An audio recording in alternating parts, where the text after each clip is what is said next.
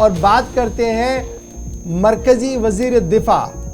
راجناتھ سنگھ کی، کیونکہ مرکزی وزیر دفاع راجناتھ سنگھ ایک نجی ٹیلی ویژن چینل کو انٹرویو دے رہے تھے اور ایک ضمنی سوال کے جواب میں جو سوال سب سے پہلے گارڈین اخبار کی طرف سے اٹھایا گیا تھا اس کا جواب بھی دیا اور کہا کہ بھارت سرکار کی اپنی پالیسی ہے اور اسی پالیسی کے تحت آگے بڑھا جا رہا ہے۔ جہاں ناظرین، وزیر دفاع راجناتھ سنگھ کی جانب سے جب وہ ایک انٹرویو کے دوران انہوں نے اس بات کا خلاصہ کیا، اس سے پہلے چند دن قبل جو امریکہ میں ایک اخبار شائع ہوتا ہے گارڈین کے حوالے سے، وہاں پر جو حال ہی میں ہم نے دیکھا ہے کہ پاکستان کے اندر کچھ ہلاکتیں ہوئی ہیں، اس میں اس کا ذکر کیا گیا تھا، جو ہلاکتیں ہوئی اس میں بھارت شامل ہے، اور اسی سوال کے جواب میں وزیر دفاع راجناتھ سنگھ نے اس پر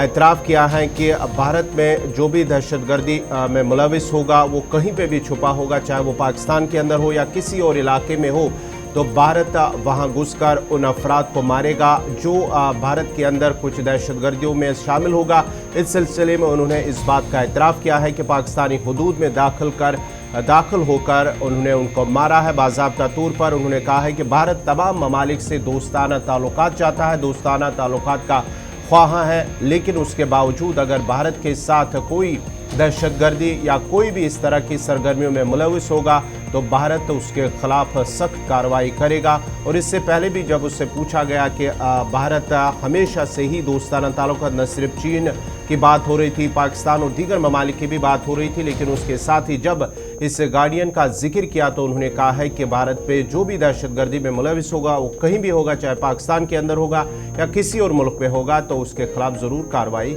کی جائے گی۔ گارڈین اخبار کو کوٹ کیا گیا تھا نجی اخبار، نجی ٹیلی ویژن چینل کی طرف سے، جو راجناتھ سنگھ کو انٹرویو کر رہے تھے، جس کے بعد راجناتھ سنگھ نے اس بات کی وضاحت کی کہ سرحد پار جتنے بھی ملیٹنٹ چھپے بیٹھے ہیں جو بھارت کو ڈسٹیبل کرنا چاہتے ہیں ان کے خلاف بڑے پیمانے پر کارروائیاں کی گئی ہیں اور آگے بھی وہ جاری رہیں گی۔ ایک بڑی خبر راجناتھ سنگھ کی طرف سے دی گئی ہے جو لگاتار پاکستان بھی پچھلے کئی ہفتوں سے بتا رہا تھا، لیکن اب وزیر دفاع نے باضابطہ طور پر اس سے پردہ اٹھا دیا اور کہا کہ اس طریقے کی کارروائیاں اور بھی ہو سکتی ہیں کیونکہ ملک کی سلامتی اور دفاع اولین ترجیح۔ نمبر 1۔ نمبر 2، کل ہی اس انٹرویو کے دوران انہوں نے اس بات کا بھی خلاصہ کیا کہ وہ تمام ہمسایہ ملکوں کے ساتھ